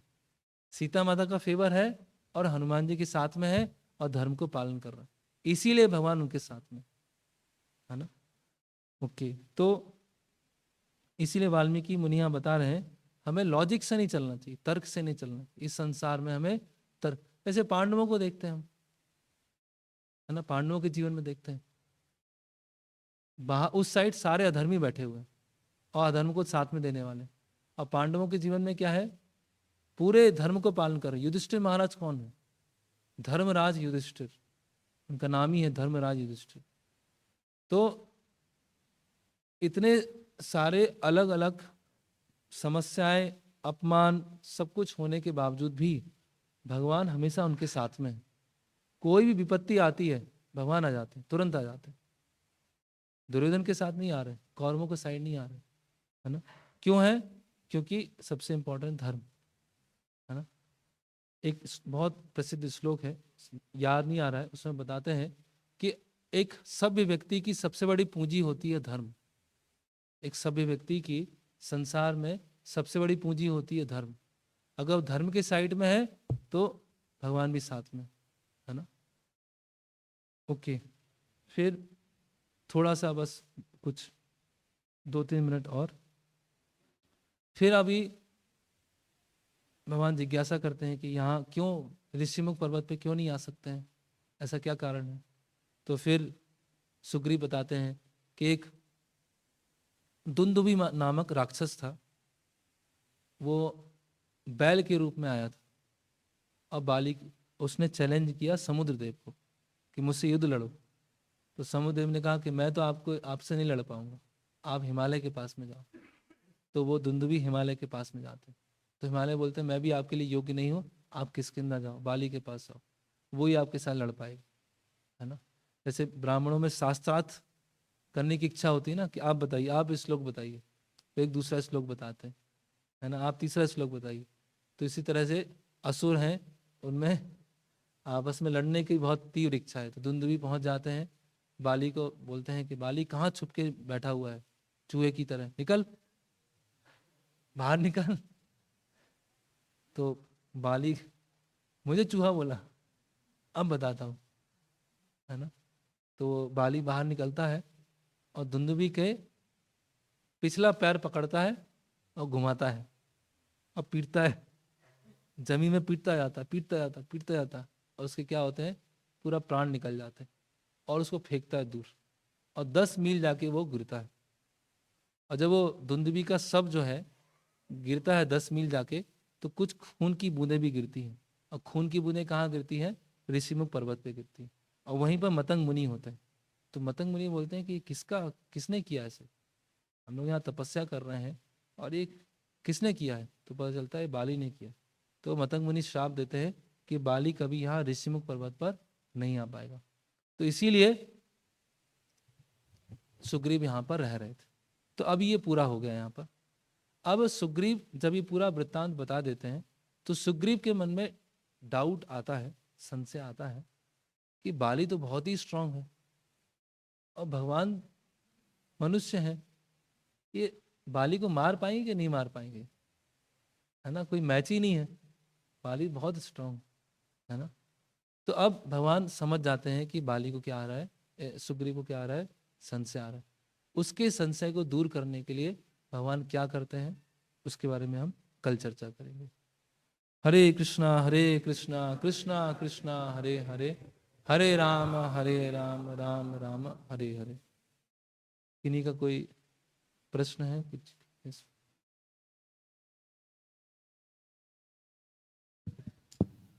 जो भक्ति में आता है उसको हम भाग्यवान बोलते हैं। हाँ। ब्रह्मांड ब्रह्मांड ब्रह्मित कौन भाग्यवान जी। तो वो जो है भक्ति या भगवान का आना वो भाग्य है, और यहाँ पे बोला है कि ना किसी के पास सौभाग्य है, सौभगम जो लिखा है, हाँ, तो जिसके पास सौभाग्य है उसको भी भगवान फेवर नहीं करते, तो ये कौन सा भाग्य है? ये सौभाग्य इसके बारे में बताएगा जिसके पास जन्म ऐश्वर्य श्रुति श्री है, उस भाग्य के बारे में बताएगा। अच्छे कुल में जन्म है, अच्छी बुद्धि है, सुंदरता है, धन है, तो इस तरह से उसका सौभाग्य है। उस सौभाग्य की बात कही। तो वो जो भाग्य है, जो भाग्यवान जीव, वो उसमें आध्यात्मिक स्तर पर भाग्य की बात है। जैसे हम बोलते हैं ना शुभ शुभ क्रियाएं, तो एक शुभ क्रिया क्या है? पुण्य। पुण्य। और वास्तव में शुभ क्या है? भक्ति। तो वास्तविक शुभ क्या है? भक्ति। लेकिन अगर कोई अंडरस्टैंडिंग नहीं है तो चलो भाई पुण्य कर लो कम से कम, तो वो घरों में लिखते हैं ना शुभ और लाभ, शुभ लाभ, तो वो शिव क्या है? वो पुण्य है, वो जो बांधने वाला। तो उस सौभाग्य की बात हो रही, वो वास्तविक सौभाग्य नहीं है। और एक मिनट। जी। जैसे यहाँ पे वाली जो थे अंदर गुफा के अंदर थे, उन्होंने अपने भाई पे संशय किया, हाँ। अनुमान लगाया कि वो राजा बनना चाहता होगा, इसलिए उसने बंद कर दिया, अनुमान लगाया। लेकिन अनुमान। इसको ऐसे भी देख सकते हैं कि उनको भरोसा इतना नहीं था।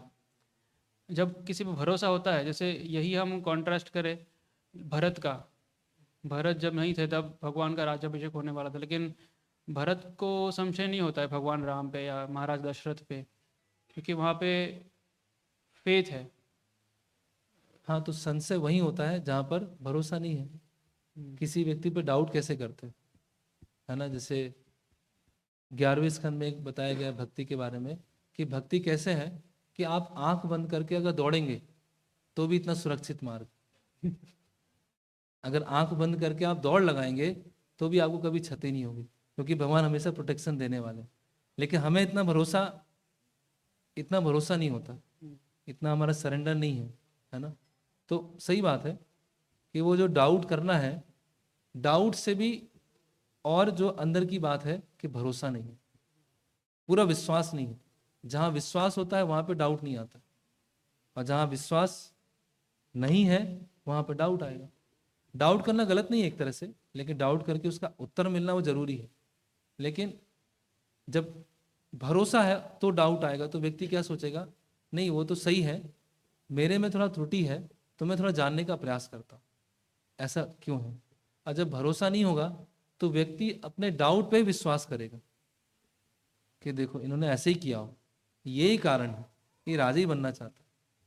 तो हाँ। ऐसा भरोसा हम चाहते हैं कि भक्तों में भी हो, आपस में एक दूसरे में, तो हाँ। कैसे विकसित कर सकते हैं कि एक दूसरे पे संशय ना आए, और संशय आए तो भी मतलब पहले भरोसा हो कि ये सही किया होगा, लेकिन अब इसको थोड़ा क्लैरिफाई करना पड़ेगा। हाँ, तो भरोसे का एक दूसरा नाम है श्रद्धा। श्रद्धा ही सी बात चल रही है ना। तो जिनकी श्रद्धा बहुत मजबूत है ना? क्या है वो? दृढ़ श्रद्धा जार मध्यम अधिकारी के बारे में बताएगा। जिनकी श्रद्धा बहुत, तो उनके बारे में पढ़ते हैं, एसोसिएशन लेते हैं, तो उससे हमें भगवान और भगवान के भक्तों पर दृढ़ श्रद्धा आने लगती है, भगवान की सुरक्षा पे विश्वास होने लगता है ना?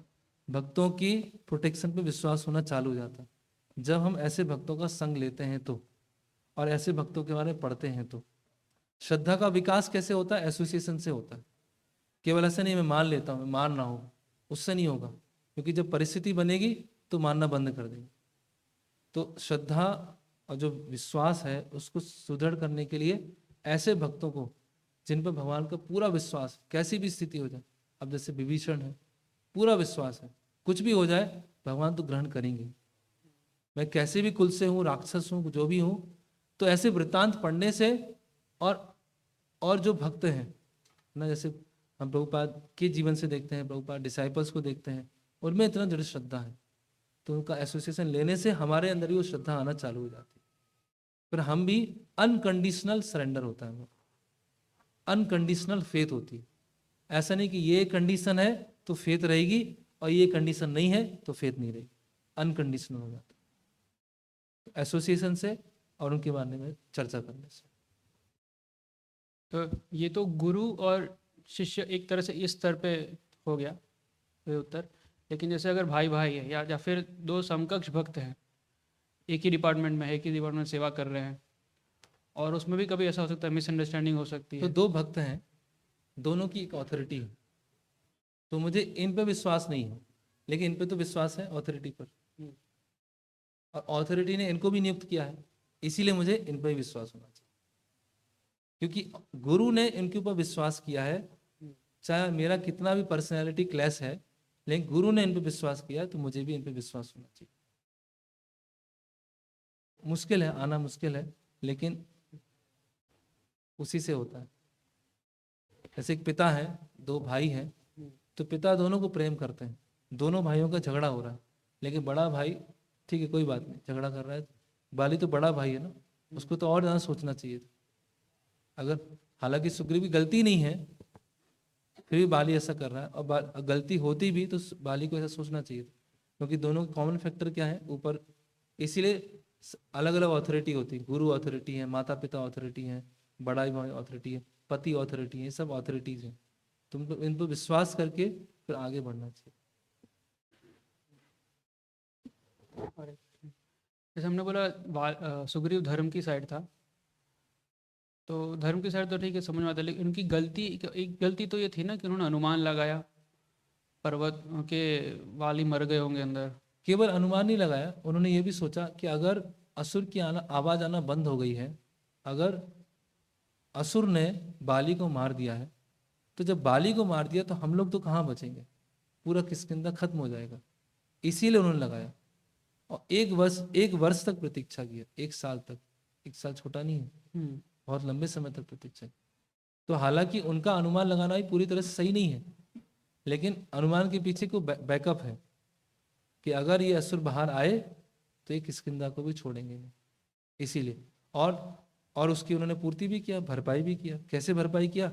जैसी बाली आया, अपना मुकुट उठाया और पैरों में रख दिया। हम्म, अगर वही अल्टीरियर मोटिव होता, हम्म, वही संशय करना गलत नहीं है, अर्जुन भी तो प्रश्न कर रहे हैं, हम्म, परीक्षित महाराज भी प्रश्न कर रहे हैं, प्रश्न करना गलत नहीं है। जैसे उसको भी, उनको भी प्रश्न आया, लेकिन अरे बाली है, बहुत प्रसन्नता की बात, मुकुट लिया और तुरंत रख दिया। उस कंडीशन में वो बेस्ट कर सकते, यही कर सकते थे, बेस्ट पॉसिबल जो कर सकते हैं वो है। और कोई डिसीजन लेने वाला था नहीं तो हाँ, उनको लेना पड़ा। यस।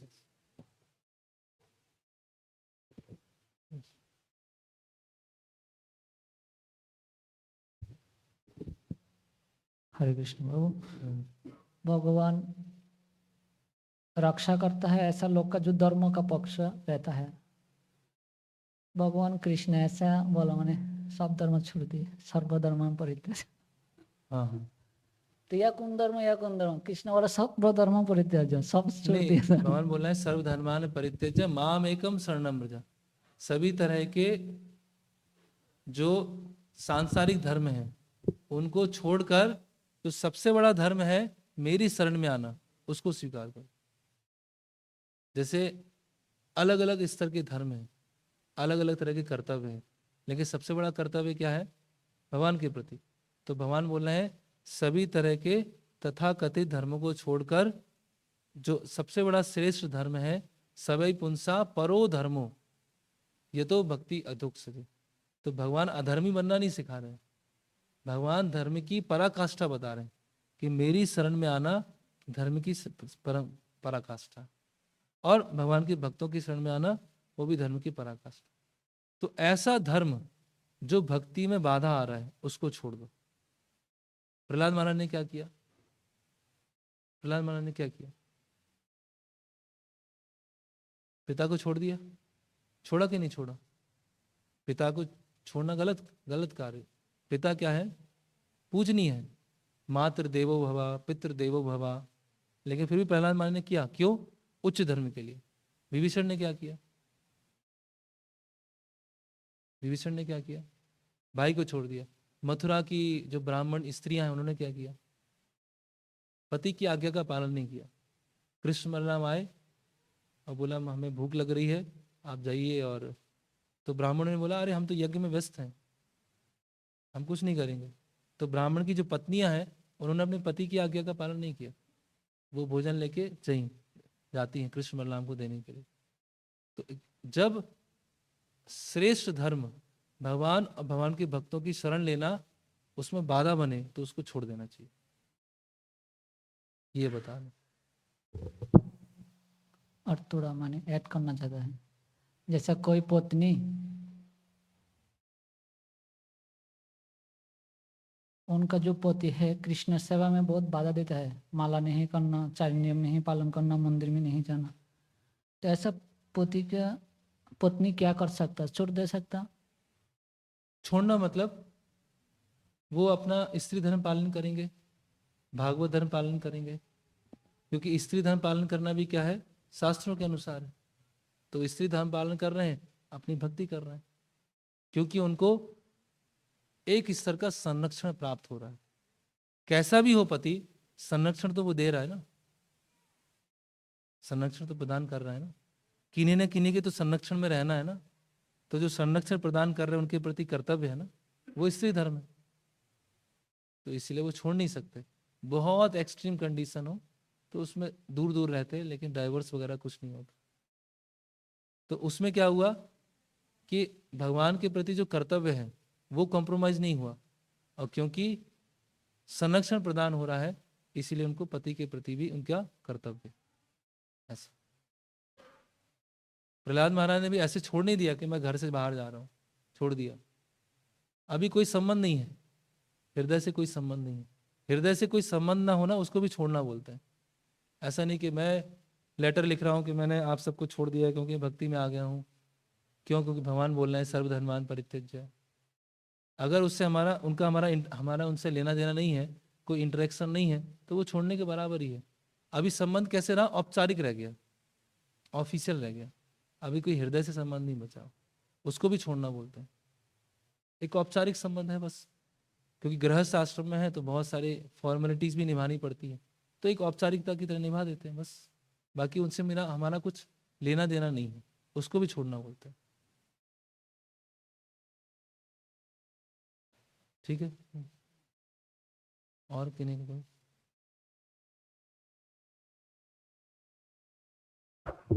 प्रभु जी, आपने कहा कि पांडव धर्मात्मा थे, तो मेरे बुद्धि में बार बार ये उनके ऊपर छोटा सा कलंक आ जाता है कि उन्होंने अपनी पत्नी को दांव पर क्यों लगाया? धर्म पत्नी थी, तो क्या धर्म की दृष्टि से अपनी पत्नी को दांव पर तो लगाना इसीलिए सही है? उनके ऊपर कलंक नहीं है, आपकी बुद्धि पे कलंक आ गया। ये हाँ, लेकिन पर उन्होंने वो कार्य किया ना, हाँ, बात ये मैं पूछ रहा हूँ। आपने ये कहाँ पढ़ा है? ये मैंने वैसे तो मैंने महाभारत में देखा है। देखा है? आपने जी। पढ़ा है? नहीं, आपने जो चीज पढ़ी नहीं है, देख के कैसे आप? पर क्या ऐसा हुआ था या नहीं नहीं, हुआ? आपने पढ़ा कि नहीं पढ़ा उसे? नहीं, उसके वो आगे पढ़ा, उसके पीछे पढ़ा, दाएं पढ़ा, बाएं पढ़ा? नहीं पढ़ा ना। नहीं, नहीं। तो क्या आपने कैसे विश्वास कर रहे हैं उस पर? अगर आप वास्तव में जिज्ञासु हैं तो जब आपने वो देखा टीवी पर, तो आपकी इच्छा होना चाहिए था कि मैं थोड़ा देखता हूँ क्या है, सही है क्या है, पांडवों ने किस परिस्थिति में किया, क्या हुआ। तो सबसे पहले अगर हमारे मन में प्रश्न आता है तो उसका उत्तर तुरंत ढूंढने का प्रयास करना चाहिए। ठीक है, आपने अभी यहाँ प्रश्न पूछ लिया, तो उसके लिए एक लेक्चर है, वो आप विस्तार से सुनेंगे, इस्कॉन भोपाल पर है, द्रौपदी का वस्त्र हन करके एक लेक्चर है, उसको आप सुनिएगा। उसमें सारा बताया गया है कि क्यों दांव पे लगाया था। ठीक है, उसमें आपको समझ में आएगा, क्योंकि वो बहुत बहुत बड़ा चीज है ना। जैसे वो ये ऐसा प्रश्न है कि अभी हम फर्स्ट स्टैंडर्ड में हैं और 12th स्टैंडर्ड की मैथ्स पे डिस्कशन चल रहा है, तो अभी फर्स्ट से लेके हमें कई चीज़ें समझना होगा, तब 12th स्टैंडर्ड की मैथ्स समझ में आएगी। करेक्ट? तो भगवान और भगवान के भक्तों का व्यवहार कैसे होता है, क्या परिस्थिति होती है, पहले हमें बेसिक संबंध ज्ञान को समझना पड़ेगा। भक्ति क्या है, भगवान कौन है, उनके पीछे आदान प्रदान क्या होता है, अलग अलग परिस्थितियाँ क्या होती, तब हमें उसका उत्तर लास्ट में समझ में आए। ठीक है? कोई बच्चा बोले अरे वो प्रधानमंत्री ने ऐसा क्यों कर दिया, वो ईरान के ऊपर मिसाइल यहाँ से डालनी चाहिए थी, वहां से क्यों डाल दी उसने? क्योंकि उसके अंदर बहुत सारी कॉम्प्लेक्सिटीज है। ये मजाक में इसीलिए बोल रहा हूँ क्योंकि उसमें बहुत सारी कॉम्प्लेक्सिटीज होती है। तो उसी तरह से वो महाभारत का बहुत वो विशेष सभा पर बहुत विशेष पर्व, तो ऐसा नहीं है कि उसको 2 मिनट में पता चल जाए अच्छा पांडवों ने ऐसा किया था। उसमें धर्म की बहुत सारी गहराई है, बहुत सारी लेयर्स है। तो सबसे पहले बेसिक क्लियर होना चाहिए। तो आप वो लेक्चर सुनिए, उस लेक्चर में आपको मिल जाएगा। और लेक्चर सुन के फिर मेरे पास में आइएगा, फिर मैं आपको बताऊंगा। ठीक है? और कोई किन्हीं का प्रश्न? ओके, तो आज रामनवमी है 27 तारीख को। तो जो भक्त अभी कुछ भक्त फंड कलेक्शन के लिए जाने वाले हैं, तो जिनके पास समय है और जाना चाहते हैं, वो प्रसाद लेके तुरंत प्राण कृष्ण प्रभु उनसे संपर्क करें और फंड कलेक्शन के लिए वहाँ पर जा सकते हैं। हरे कृष्णा कृष्णा कृष्णा हरे हरे, हरे राम राम राम हरे हरे। शिल प्रभुपाद की जय, भगवान श्री रामचंद्र की जय, श्री वाल्मीकि रामायण की जय।